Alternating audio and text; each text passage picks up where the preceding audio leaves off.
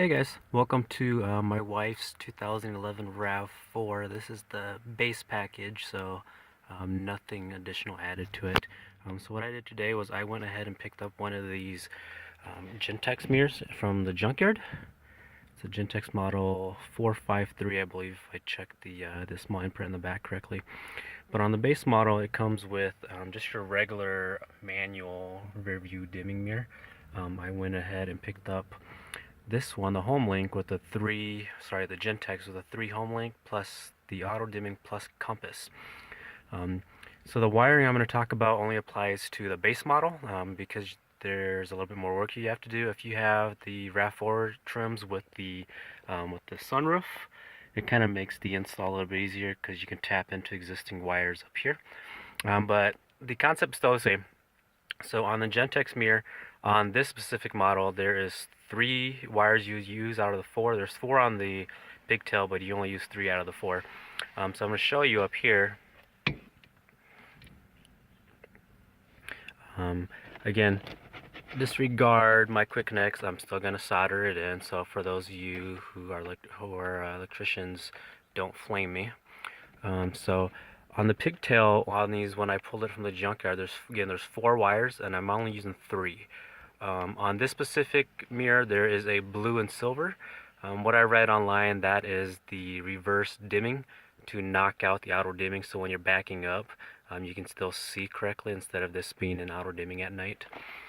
And then the other 3 wires are pretty easy. The black and gray is a ground, and then there is a red and black, and then a pink.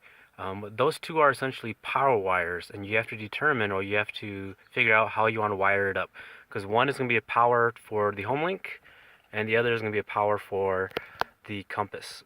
A lot of people don't want hot to go to the Homelink, so they power both of them to a switch. So both of those buttons only work when the ignition is on. I don't have a problem with that because this car spends the majority of its life in the garage. So I wired hot to the Homelink, and then ignition powered, or the switch power for the Homelink. So the compass and the auto dimming only comes on when the car is actually turned on.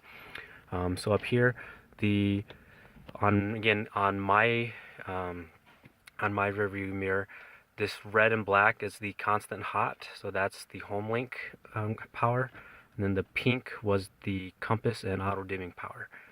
So again, you can wire those up whichever you wanted to. I went one to hot, one to constant. What I did, excuse this mess of wire, but you do need to pick up some wires. I went ahead and used both red and then a black. If you have 3 separate lengths, that works even better. So for mine, again, because this is the base model, disregard this plug. This is for the map lights, so that sits there. So I attached the wires. Ground, I got lazy, and I just attached the ground to a self-tapping screw up here after I put a little bare metal spot up there behind the paint. So ground went up there.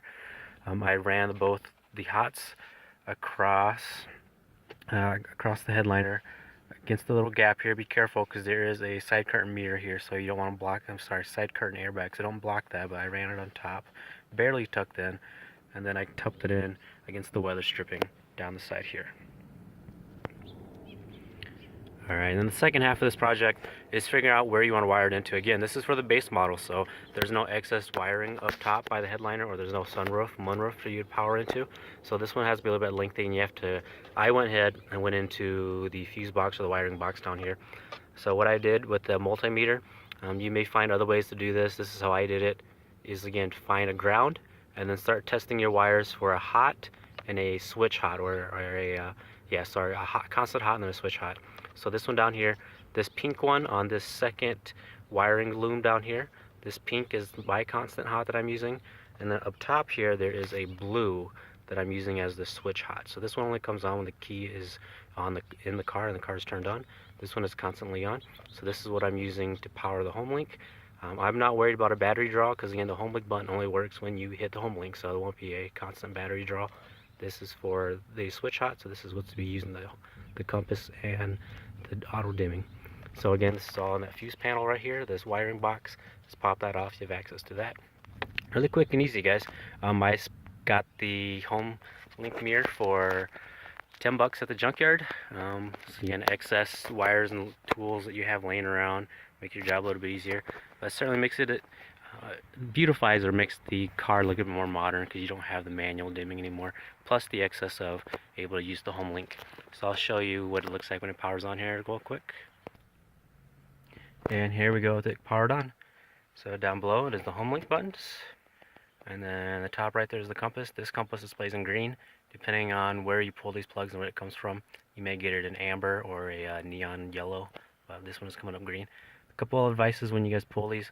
When you pull the camera, when you pull the lens, the rear view camera, sorry I can't talk, the rear view mirror, behind it is a torque screw. So that's what's holding it on there. There's a torque screw holding onto the base, so you just release that, or loosen that, and then you can pop this off your donor car. Grab the pigtail when you get it from the junkyard, and then with the pigtail, don't cut it off so short. Yank as much off as you can, because that's going to make your life easier and when you're installing your car. So yank as much off as you can before you snip it.